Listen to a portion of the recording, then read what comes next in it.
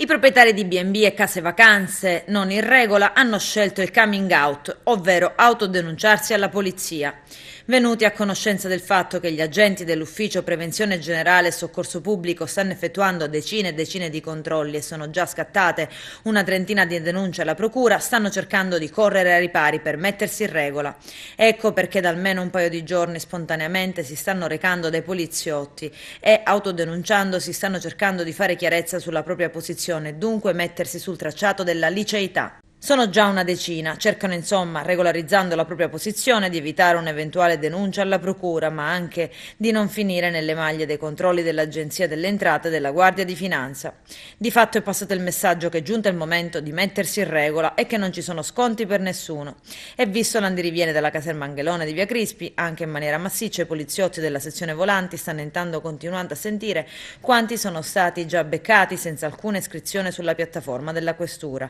quella che serve per comunicare i nominativi degli alloggi, e inevitabilmente il numero dei deferiti alla procura non può che crescere.